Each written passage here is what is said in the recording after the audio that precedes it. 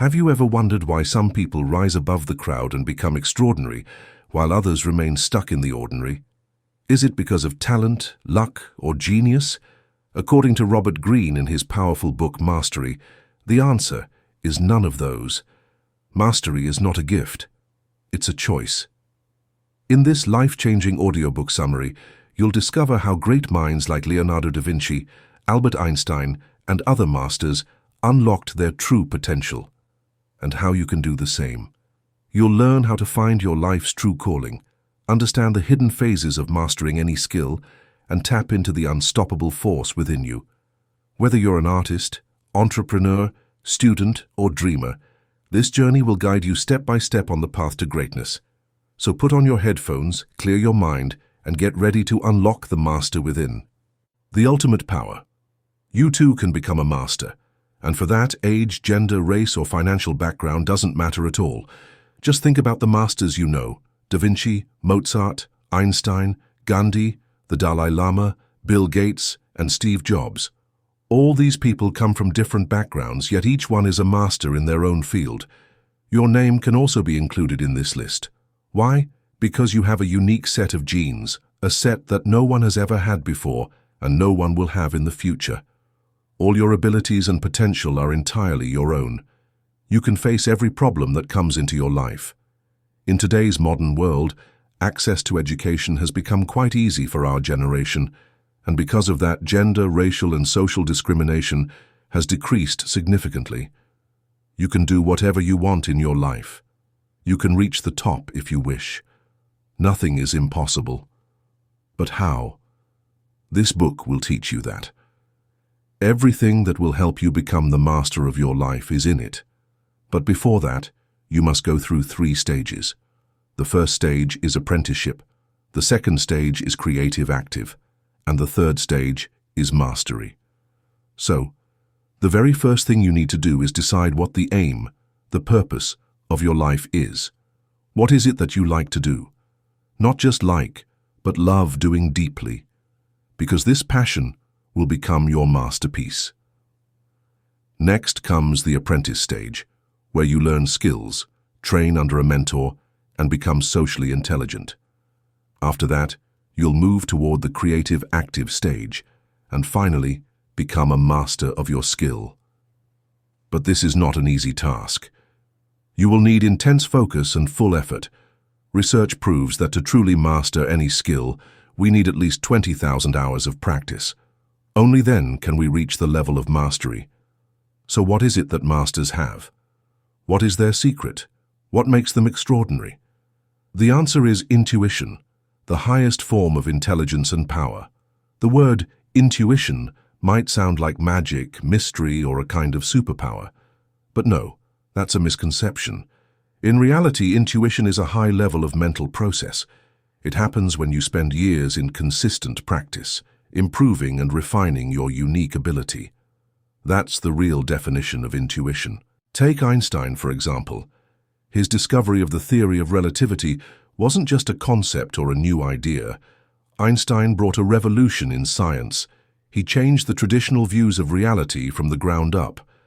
That's how the groundbreaking theory of relativity came into existence. Einstein had been working on it since childhood. When he was a small boy, his father gifted him a magnetic compass. From that day on, his entire perspective towards science changed. After years of study, all the concepts and equations of physics were absorbed into the neurons of his brain like water into a sponge. A complete picture used to form in his mind. He linked those ideas together, and thus the concept of relativity emerged.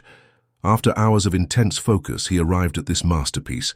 The effect of this theory is so expansive and enlightening that it feels like some sort of divine magic. And this is what we call intuition, a combination of our consciousness and unconsciousness, a mix of our instincts and reasoning. We often understand rational thought more easily than intuition. Rationality is thinking in terms of cause and effect, but intuition is full perspective. Intuition means using your brain's maximum capacity. A master is so intuitive that they can answer any question, predict what's going to happen next, read people's minds, influence them, turn anything into a possibility, and produce incredibly deep and beautiful outputs. See how powerful intuition is? In fact, at some point in life, we all tap into this high form of power and intelligence, like when you're working on an important project or rushing to meet a deadline. Your intuition kicks in. Your mind becomes fully focused and active at that time. But once the deadline passes or the project ends, your mind shifts back to its normal mode. This book will teach you how to practice and activate your intuition in whatever work you do. It will show you how to bring high levels of power and intelligence into your life, anytime and anywhere. Because the power you're unaware of is already inside you. It's just waiting to be released. So if you too want to walk the path to becoming a master, read this book at least once. Discover your calling. Leonardo da Vinci was born in a small village in Italy called Vinci, which was about 20 miles from Florence. His father was a lawyer and a member of the bourgeoisie. Now, anyone might say that Leonardo was lucky to be born into a rich family. But the truth is that he was his father's illegitimate child. His father had never married his mother, and because of that, Leonardo couldn't get admission into a university, nor could he ever work professionally in any job. Due to not having a proper degree, Leonardo couldn't become a lawyer, doctor, or professor. That's how he never had any career, because this was the custom in Italy back then. Young Leonardo never received any formal schooling. Whatever he learned, he taught himself.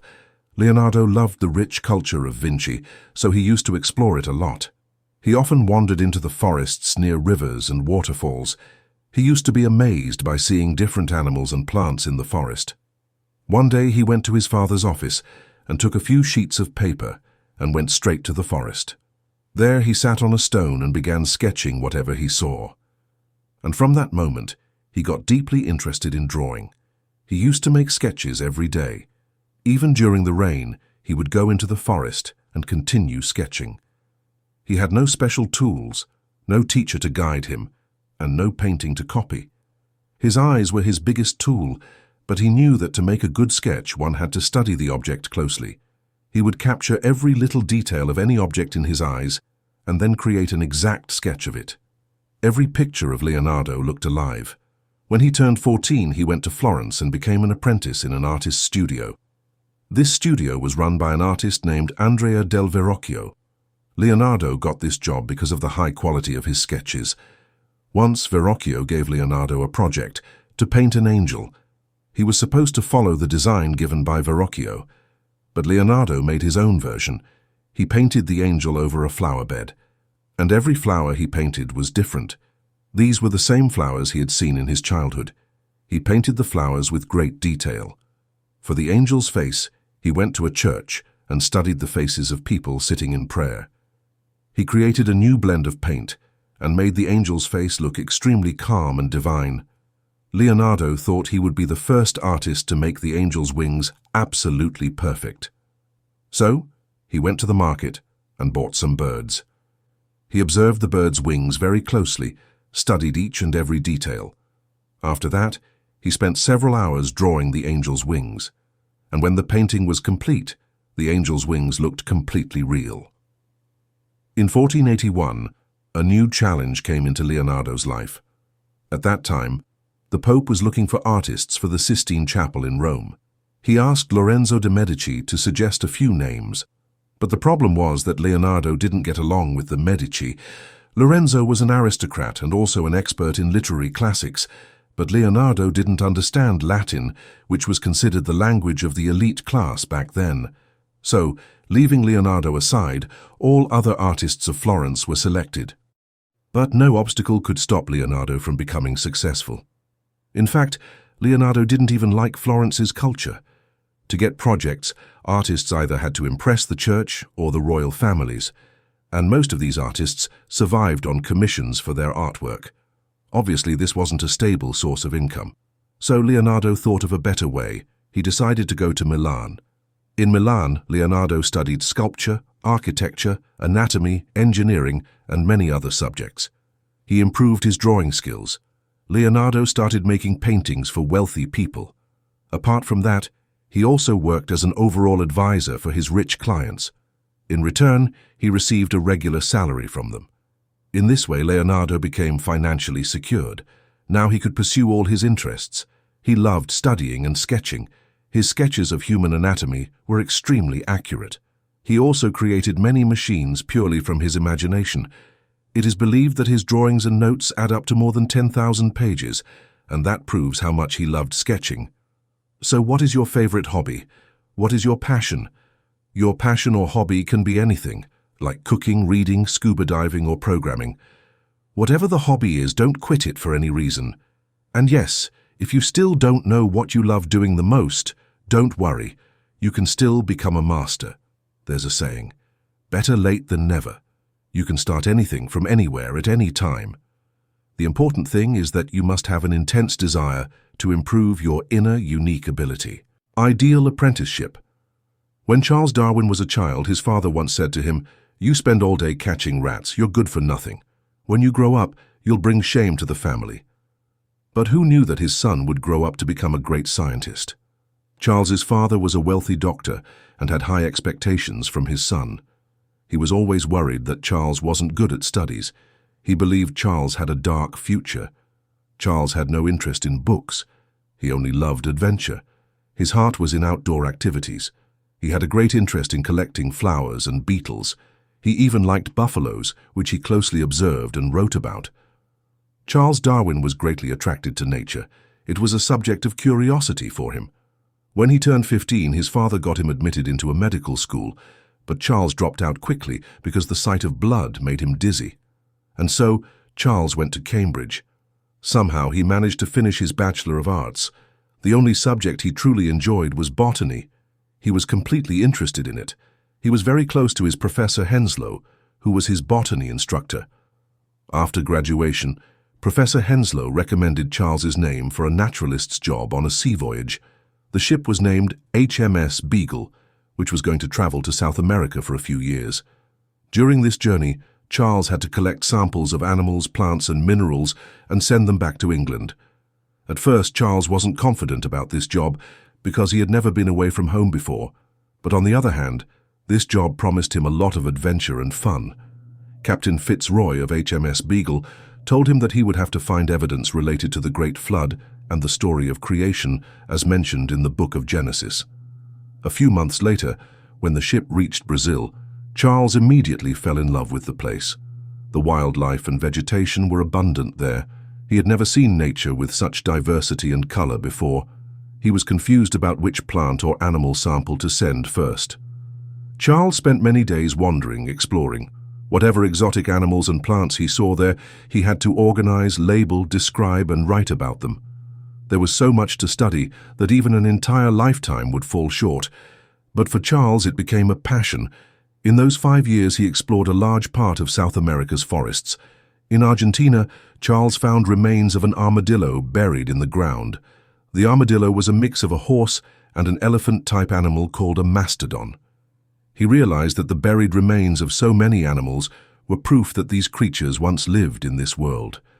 So, thinking that all life forms on Earth were created at the same time, as mentioned in the Book of Genesis, would be illogical. In the Andes mountain range, Charles found even more proof to support his idea. At 12,000 feet above sea level, he found seashells and coral reef fossils. This led him to the conclusion that these mountains were once a part of the Atlantic Ocean. Over many years, due to multiple volcanic eruptions or earthquakes, these mountains must have been elevated.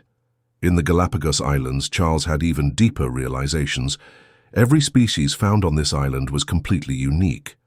Even though the islands were only about 50 miles apart, the animals on one island had features that were different from those on another. Even the turtle shells had different features. The beaks of finch birds were also of different shapes. Charles thought that these species must have adapted according to the food or predators present on their specific islands. Over thousands of years, the features of these animals must have developed in such a way that they could survive in that particular environment. In reality, there was a constant need to evolve, because only the strong can survive. That's the rule of nature. The Galapagos Islands had a wide variety of species, because the environmental conditions there were also highly varied, and this logic applies to every corner of the world. After spending 5 years in South America, Charles returned to England. but as a completely different person. His father was surprised to see him. Physically, Charles looked stronger and more mature. There were many changes in his character as well. Now, Charles had a purpose in life, a meaningful and intense purpose. Later, Professor Henslow showed Charles's research findings to professional naturalists in Cambridge, and because of this, Charles was accepted into their circle. He got even more opportunities for learning. In the coming time, he completed the theory of evolution and created the theory of natural selection. Charles Darwin became a respected biologist, something his father could have never imagined in his wildest dreams.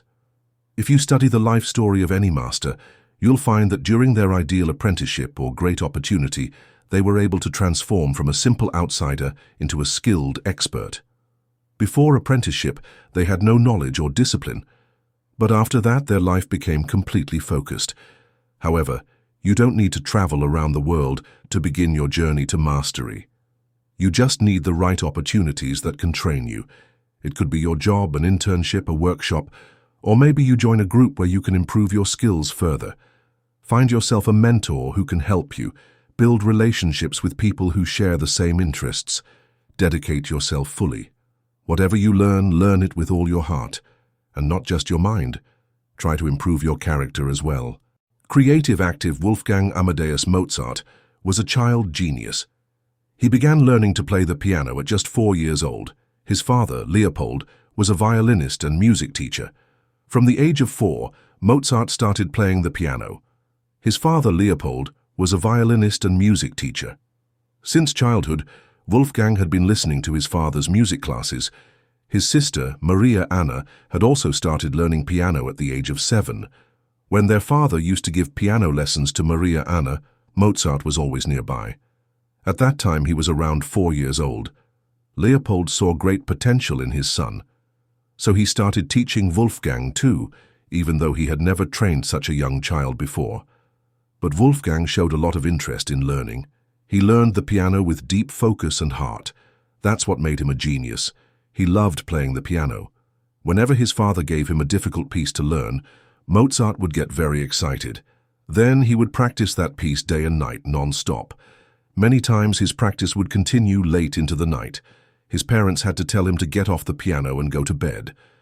One day, Leopold saw Anna Maria and Wolfgang playing a piece that required 2 pianos. That's when he got an amazing idea. Since they didn't have much income, Leopold thought he would go on a European tour with his children and earn money through public performances. Leopold would play the violin and the kids would play the piano. He dressed Maria Anna like a princess and Wolfgang like a court minister. Then they toured Vienna, Paris and London, where they impressed royal families and court members. Wolfgang used to befriend court composers. He asked the famous composer Johann Christian Bach to give him advanced lessons. Wolfgang was also greatly attracted to the world of theatre and opera. He got completely immersed in the music of the great cities of Europe. The Mozart family's tour was very successful, but now they had to think of a new strategy because Wolfgang and Maria Anna were growing up. Although the novelty of their performances was slowly fading, Wolfgang had already gained a lot of knowledge and experience. When Wolfgang turned 17, his father got him a position as a court composer in his hometown Salzburg.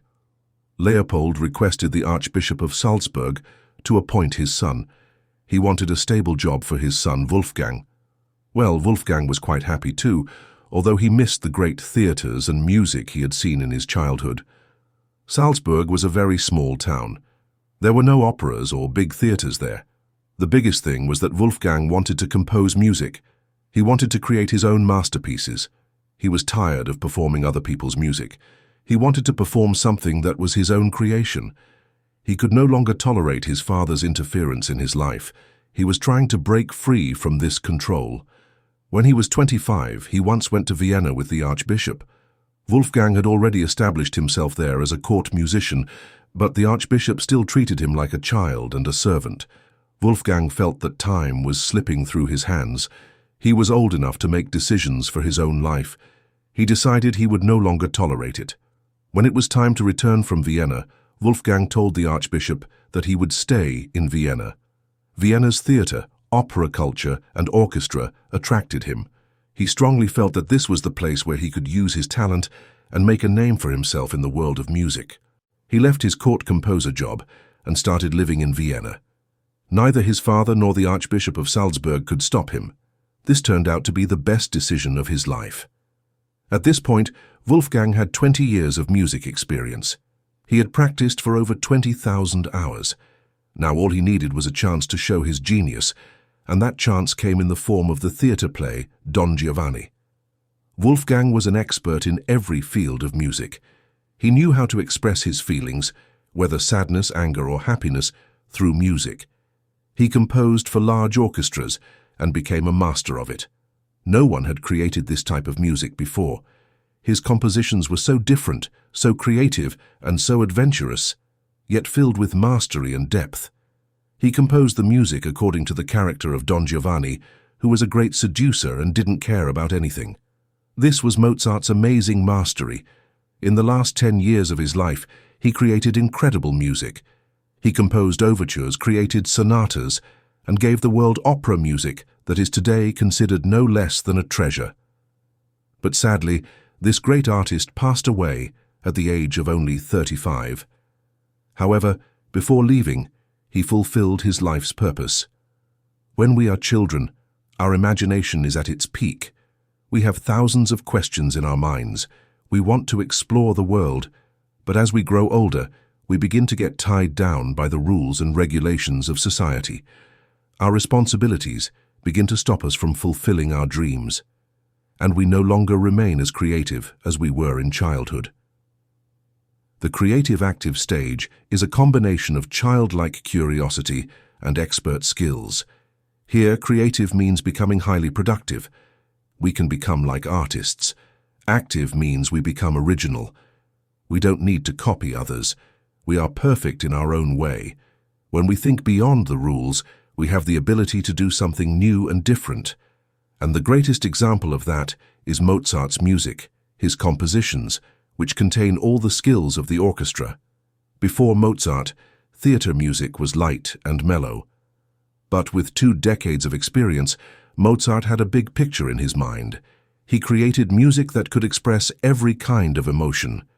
Because for the plays he composed music for, Mozart made music according to each character. And this was a new trend, a trend that only Mozart set. People were shocked after hearing his music. They found it deeply moving. But Mozart emerged as a new standard in Europe, the only one who completely changed the world of theatre forever. Mastery intuition is not some magical power. Anyone can have it. But yes, you'll need a lot of focus and experience for that. As our brain capacity increases, our power of intuition also keeps growing. Intuition starts from memory. Your mind absorbs information for years, all kinds of information, and the theories of those masters who came before you. And because you have such advanced skills, you're such an expert, that you get the full perspective. You can see the entire field of knowledge completely. You understand where the gaps are. You can see those connections that no one else might have even thought of. Because of years of practice, your brain processes all information instantly and gives you intuition. Research shows that to become a skilled person, you need 10,000 hours or 10 years of practice, and if you want to become a master, you need at least 20,000 hours or 20 years of effort. In fact, for ultimate power, 20 years is the minimum. But it's not impossible. We've seen many modern masters who've reached the peak in their careers. Take Bill Gates, for example. He was programming since his high school days. By the time Microsoft became a tech giant, Bill Gates already had 20 years of programming experience. You can do this too. You also have that potential. You can look beyond limits and have the power to create something extraordinary. Then, the answers to all your questions will keep popping up from your own mind. Do you know why that happens? Because millions of neurons in our brain are always active and sparking. There's no place for mediocrity in your life. You're made for something different. What can't you do? If you want, you can make history. You can write your own destiny, become respected and loved by everyone. Sure, maybe today you're nothing, but the coming tomorrow will bring a lot for you.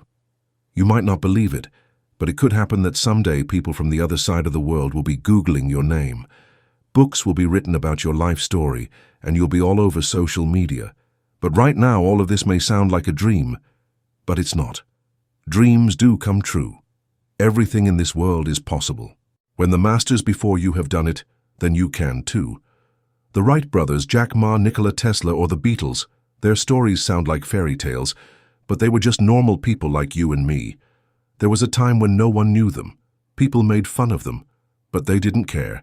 They just kept working and went far ahead of everyone else. You have your brain, your unique set of genes. That means you already have everything you need for success. Conclusion. In this book, you read about great personalities like Da Vinci, Charles Darwin, and Mozart. You read about how powerful intuition can be, and you also learned about the 3 phases of mastery. This book shows you the path to achieving mastery in your skill. And all you need to do is follow that path. No matter what your age is, you can do this too. So, what are you waiting for? Take each day in your hands. It's not too late yet. Make the maximum use of every single day. Try to use the maximum capacity of your brain, or else your time will simply be wasted. Activate your neurons and start your journey to mastery, today, right now. So now you know, greatness isn't gifted, it's earned. Whether you're a student, a creator, an entrepreneur, or just someone chasing purpose, mastery isn't a myth. It's a path, and every step you take with passion, patience, and persistence brings you closer to your highest potential. Remember, your brain is a supercomputer. Your time is your power, and your journey has just begun. Keep learning, keep growing, and most importantly, keep mastering your craft. If this audiobook summary inspired you, don't forget to like, share, and subscribe to AudiobookTube for more powerful book summaries that can change your mindset and your life. Your next level starts here.